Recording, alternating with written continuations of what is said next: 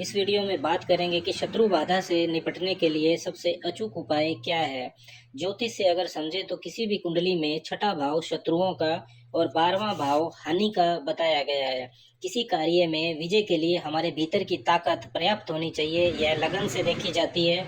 हमारे भीतर का साहस तीसरे भाव से देखा जाता है और हमारी प्राप्त करने की इच्छा शक्ति 11वें भाव से देखी जाती है। इसके साथ ही कुंडली में चंद्रमा की स्थिति भी मजबूत होनी चाहिए, क्योंकि किसी भी कार्य को शुरू करने में पहले हमें उसका सपना देखना होगा, उसे थॉट प्रोसेस में लाना होगा। इसके लिए चंद्रमा हमारा सहयोग करता है। इसके बाद कार्य को शुरू करने का निश्चय करने के लिए लगन हमारी मदद करता है। किसी भी कार्य को पूरा करने के दौरान अगर हमारे सामने कई प्रकार की समस्याएं बाधाएं आती हैं, तो इन समस्याओं को कुंडली के छठे भाव से देखा जाता है। अगर कुंडली का छठा भाव बलवान है तथा किसी विशेष शुभ ग्रह के प्रभाव में है, तो जीवन में अधिकतर समय अपने शत्रुओं तथा प्रतिद्वंदियों पर आप आसानी से विजय प्राप्त कर लेंगे। इसके विपरीत यदि कुंडली का छठा घर बलहीन है अथवा उसमें किसी बुरे ग्रह का प्रभाव है, तो कुंडली धारक अपने जीवन में बार बार शत्रुओं तथा प्रतिद्वंदियों के द्वारा नुकसान उठाता है तथा ऐसे व्यक्ति के शत्रु आमतौर पर बहुत ताकतवर भी होते हैं। अब बात करते हैं शत्रु बाधा से निपटने के ब्रह्मास्त्र उपाय की। दोस्तों, तंत्र की 10 विद्याओं में माता बगलामुखी को 8वीं विद्या माना गया है। ऐसी मान्यता है कि माता बगलामुखी की शक्तियों के सामने समस्त ब्रह्मांड की कोई भी शक्ति टिक नहीं सकती। इसलिए शत्रुओं पर विजय प्राप्ति, शत्रु भय से मुक्ति तथा प्रभावशाली वाक शक्ति की प्राप्ति के लिए माँ बगलामुखी की साधना की जाती है। उनके मंत्रों का जप किया जाता है।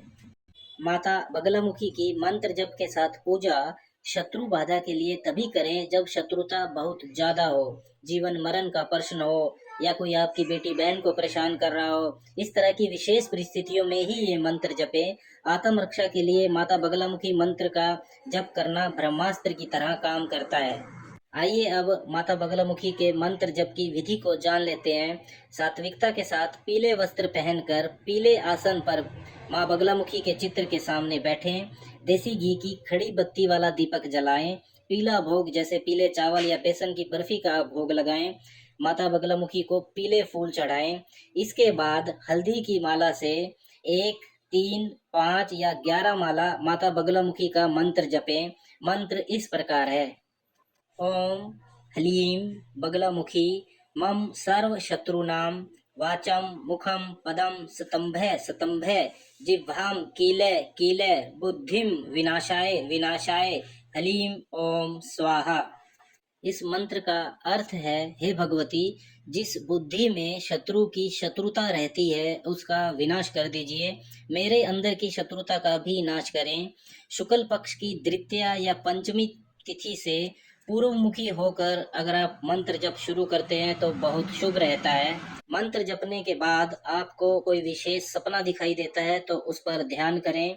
मंत्र पढ़ने के बाद यदि घबराहट या बुखार आता है तो अक्षमा प्रार्थना करें माँ से और फिर मंत्र जप ना करें। हो सकता है आप शुद्ध उच्चारण ना कर रहे हों। जब भी मंत्र जपें तो हो सके तो कमरे में उस समय कोई भी प्रवेश ना करे। एक चीज का विशेष ध्यान रखें कि कभी भी शत्रु का विनाश ना चाहें। शत्रु के मन में पल रही शत्रुता का विनाश हमेशा चाहना चाहिए। शत्रु आपका अहित ना कर पाए, इस चीज की प्रार्थना करें। गलत भावना से कभी ना पढ़ें। आप अपनी सुरक्षा की प्रार्थना करें। मंत्र जप करने के बाद आसन से उठने से पहले माँ से अक्षमा प्रार्थना करें। अगर आपसे कोई भूल चूक हुई हो तो माँ बगलामुखी आपको माफ करें। आसन पर हल्का सा पानी का छींटा मारें, प्रणाम करके फिर उठ जाएं। उस आसन का कोई और प्रयोग ना करें। माला भी, जिस माला से आपने मंत्र जपा है उसका भी कोई प्रयोग ना करें। 40 दिन में ही आपके सब शत्रु मित्र बन जाएंगे। आपका कोई अहित नहीं कर पाएगा। आपके चारों तरफ एक दिव्य सुरक्षा चक्र बन जाएगा।